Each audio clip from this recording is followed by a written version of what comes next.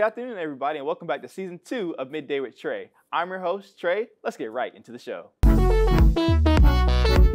Let's get right into it. Today's guest is a teaching associate in the music department and is also the founder of Positive Playing Studio. Let's give it up for Jessica Pelltier. Welcome to the show. Welcome to the show. Thank you so much. I'm really glad to be here. Yeah, so if we can start off just by telling the audience just a little bit about yourself, like maybe a little bit about childhood, where you're from, and, kind of what just drives you. Yeah, so I am from Ohio, actually. Born and raised, and then I actually moved a lot around. Like I went to Pennsylvania. I lived in there for part of my childhood. What part of Pennsylvania? Butler, Pennsylvania. Okay. How close is that to State College? Oh, that's a good question. I was there when I was young, so I don't know exactly, but it's like about 2 hours from Pittsburgh. Okay. I don't know the area too much. My girlfriends always talk about State College and how it was like this cool town. So yeah, I just want to see how far it was from that. But yeah, sorry. Go yeah, ahead. no, it's all good. So so Butler, Pennsylvania is kind of where I did my childhood, and then we moved back to Ohio. And I lived my high school area around at Tippecanoe High School over in Dayton area of Ohio. And then after that, I went to my undergrad at Ohio Northern University. Okay. It's a little bit in the cornfields of Ada, Ohio. So it's a private college. Right. It's a little diamond in the rough. But yeah, and then after that, I did my master's at University of Louisville, where I studied flute performance and conducting. Highly recommend not doing that. It was very busy. Okay. No, it was a lot of fun, and I learned a lot there. And then I came here on a whim. To Coastal? To Coastal, yeah, and to Myrtle Beach, actually. Nice. I had the option to go back home to Ohio, or my parents actually retired down here to Myrtle Beach. Oh, nice. So I actually went down here, and I was like, why not go to the beach? I've been living in snow forever. Yes. So I've been here for about 4 years now. And now I'm here at Coastal. I love what I do. Yeah. I'm very, very thankful. I have a Positive Playing Studio built of Horry County flutists in the area. Also, I've been branching out too. I have a student that is from Florence, adult students now. It's been a really great pleasure to build this studio. And I'm also now at University of South Carolina. Yeah, just doing it all. Doing everything. That's just who I am, I guess. just doing it all. That's cool though. So how did you first get, where did your passion for music develop? Actually, to be honest, my passion for music came from the radio. Oh, okay. It wasn't actually, playing my flute, to be honest. It was listening to the radio in the car. My mom has always played songs since I was little. I've just been surrounded by music. I come from a non-music family, so I'm the only musician. And yeah, it really developed through the radio songs. And then I was like, hey, I'm going to try out band. Might as well. My siblings did band, but they didn't, they stopped after middle school. Okay. So I was like, sure, I'll try this out. And thankfully my mom said, you should stick with it because you have a talent for it. So after my band camp, my freshman year of high school, she was like, just stay through band camp. Just try band camp. And then you can quit and I will help you quit. Right. So thankfully I loved band camp. Right. You either love or hate band camp. You do. Either love or hate band camp. It's interesting all the time and it's a lot of work. So. Yeah, I feel like the jump between middle school band and high school band is such like a drastic change because, you go from just doing performance here or there, you probably have a class in band. Now you're doing after school practices, you're doing, the marching band season, you have concert season. It's like a whole different animal. So I can definitely agree with you there. Yeah, it truly is. It's a lot of dedication and time. Right. But it's 100% worth it in the end. Definitely. So diving a little bit further into that, why flute? Oh, good question. So I chose the flute because when I was in, I think, second grade, in Pennsylvania, you start earlier than down here in South Carolina. I think I started in third grade. Wow, okay. And it was like private lessons, and then we didn't have band class until fourth grade. So I chose the flute simply because it fit in my book bag, Fair enough. but also because the high school orchestra actually toured to our elementary school. Oh, yeah. And our elementary school, we got to listen to their orchestra.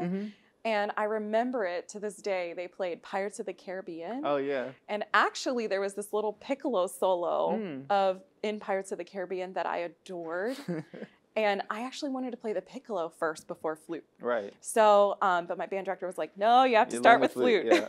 So that's where I started. Did you ever learn how to play the piccolo? Yes. Okay, cool. Yes, and I still love it. A lot of flute players are like iffy. They're like, I don't know about piccolo because it's a monster within itself. Okay. But I really adore it. So I play both flute and piccolo.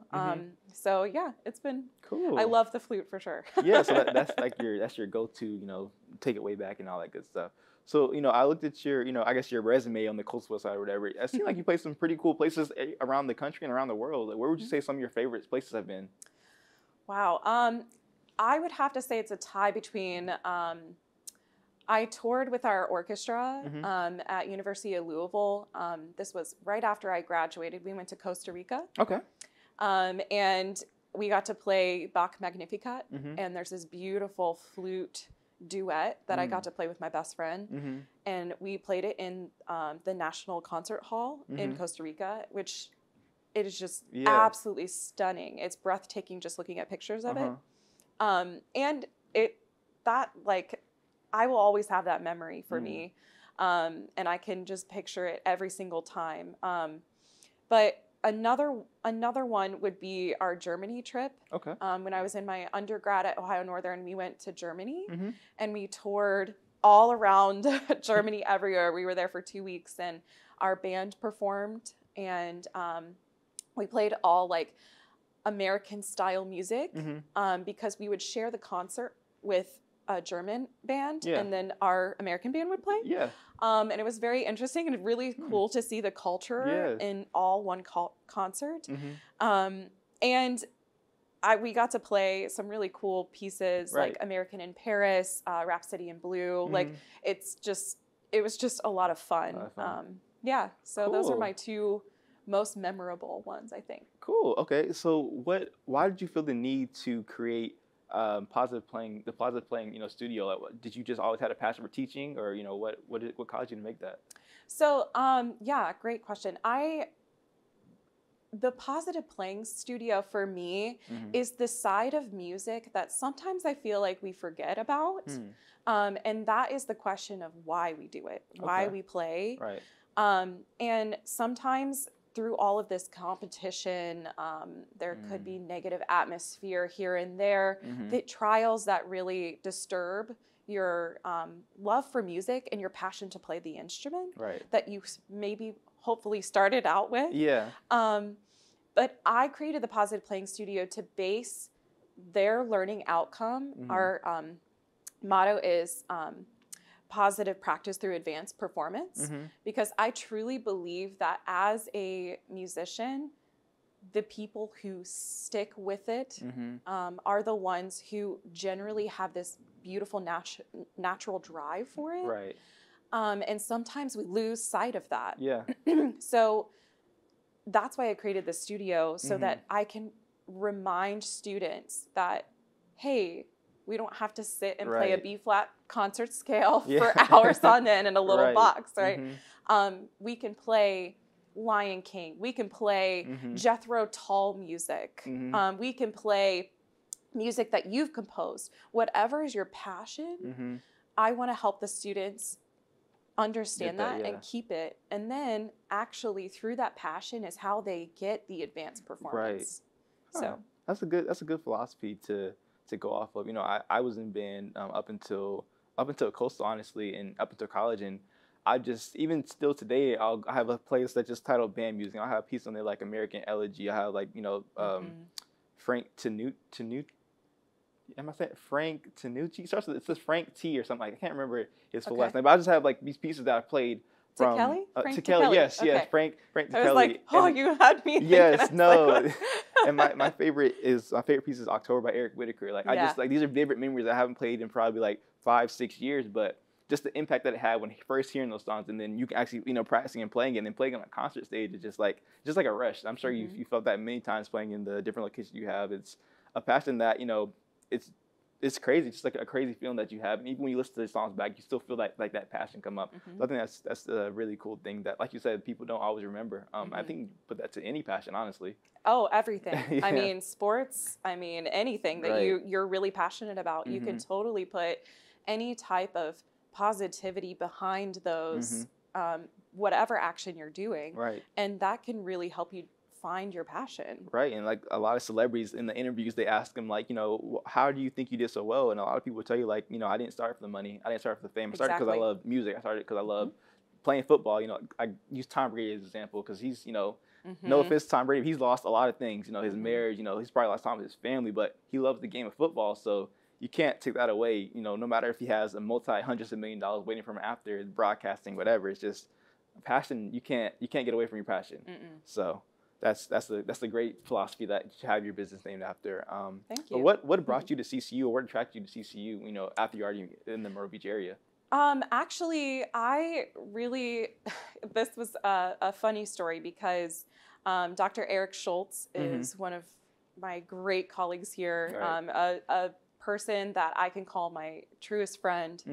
And I wanted to make sure that I can send my students to Coastal Carolina University. I want to have the community here know and support Coastal Carolina University in as much as possible. So when Eric received the job, I just reached out to him and I said, hey, I just want another friend. I want another, because music just brings so many people together that, you have no idea how much it does.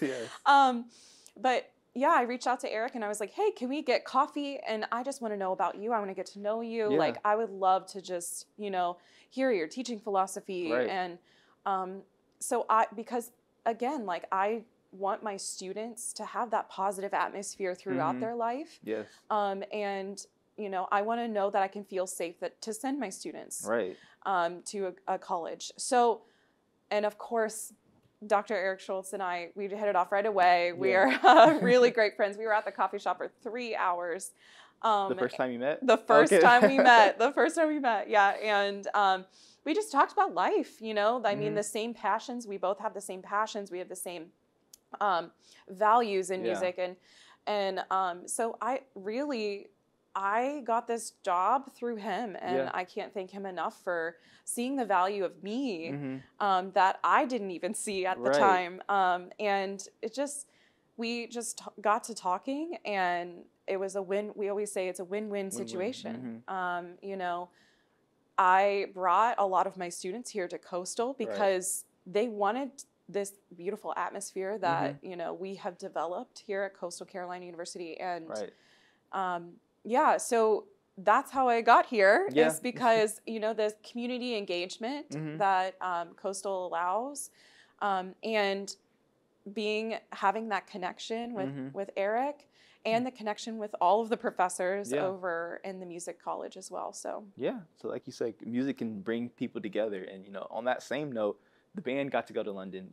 I know that we talked about on this show. We had Victor, who I'm sure you used to run into. We love Victor. Victor coming on the show. He talked about London before. It was like the preemptive going on the trip. But how do you think the students love London? Marching in the New Year's Day parade, getting to perform internationally. For something they love. Wow, I am so thankful that they got this opportunity because. That's something that will stick with me forever, is those tours and that I did with my orchestra and playing in the beautiful cathedrals that we played in. And then they got to march in the New Year's Day parade. It was just such a different experience for them. And being able to be faculty and on staff of the marching band and allowing to see it from the other side, that is just truly beautiful. I mean, there are students that has never even left South Carolina, and then they get to go to London and like see Big Ben and see the architecture and the history, and experience a different culture. I think it's so important, especially as musicians, to experience the different cultures. Right. Because we use that in everything that we play and everything that we do. And it was really beautiful to see it through the other side. Yes. It was a cool experience. I was talking to some of the band people as we were doing like promotion for the college, and a lot of them say, like you said, they have never left Horry County or South Carolina, and so it's just like a huge step for them. You know, like they said they had to get a bunch of passports. You know, a lot of the band didn't even have passports just to go out of the country with, and so it's definitely a cool experience. I know Victor mentioned that he never thought music would take him overseas or take him this far, and so it's just cool to see like, you know, passions and results align with each other. So final question, this is kind of a little bit deeper question, but what effect do you think music has on the lives of people, not even just musicians, but people overall? Like, what effect do you think music can have on people? I truly think that music is the biggest universal language that we have. And it's a connection to every single person in the entire world that we can all have. And I think that is so important to understand and to really make sure that we are making those connections. Music is something that is undescribable, and you know exactly the feeling that I'm talking about. It's a feeling that only people who have been in that situation or have heard, that's the only thing you can understand. I mean, you're dumbfounded. You can't describe that feeling, but it's that feeling that makes the universal language. Right. And I think that music is one of the only things in the entire world that does that. Yeah. Doesn't matter if you're listening to, you know, Kendrick Lamar or Britney Spears or, you know, it doesn't matter. Jason Aldean, or if you're over here listening to Bach, Beethoven, or jazz area, it doesn't matter. Music, you always have that feeling listening to any type of music, whether you like it, whether you don't like it, whether you're like, I don't really know. Yeah. So I think it's important to understand that it is a universal language. And it brings us together, which is what we need right now, especially. I completely agree. That's why I thought it was a cool thing when, you know, you guys, especially Eric Diamond, and you had that Valerie Coleman concert and that whole project, and that was just a cool thing to do. And I didn't even realize, like, I was in the band along with people in college, but I was like, I never played a living composer either, more or less a female of color. So it's like, those are 3 check marks I have not been able to check off. So that's just a cool experience, and that you could bring her to campus and play with the students and play with the faculty. That was such a cool concert and concept. Oh yeah, I mean, that could be an interview within itself. Yes. That was just the most eye-opening event for these students. I mean, it was an eye-opening event for me too, because even as a doctoral student right now, I'm just now analyzing songs by the Beatles, songs that brought me to music. It wasn't, you know, Bach, Beethoven playing the flute. It was literally those songs on the radio. And I'm just now, almost 30 years old, learning how to analyze the music of today. And so having that event and being able to even message Valerie Coleman and I are really beautiful friends. We studied under the same teacher together at University of Louisville. And I mean, it was just incredible to see. And I know how much Diamond appreciated it too, especially because that's her idol. I mean, I can go on and on about that event because it was just so beautiful. And I hope that, you know, the point came across that how important it is. Yes. Do we need to know Bach, Beethoven, Haydn, Mozart? Yes. We have to know them to understand the composers of today. Because those composers learned from them. But it's also notable to make sure that we give those people who that is their sole job. You know, that is what they do. We should be supporting them right now. Yes. You know? I completely agree. Yeah. But yeah, thank you so much for, you know, coming on the show. You know, don't go anywhere yet. We still have a performance by Jessica in our next segment. So make sure you stay tuned for that.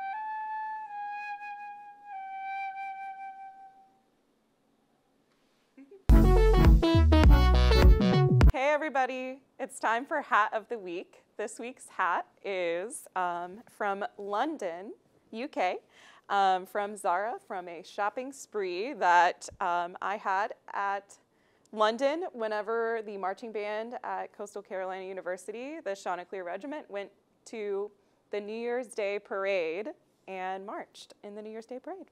So here it is. All right, that wraps up this week's episode of Midday with Trey. Please follow all of our social media channels down below. You can see we have a Facebook, Instagram, and a YouTube page. Well, YouTube, you're probably seeing it now. But we have an Instagram and Facebook page, so make sure you guys follow and subscribe to those just to get behind-the-scenes content and all that good stuff. But until next week, I will see you same time, same place. Bye.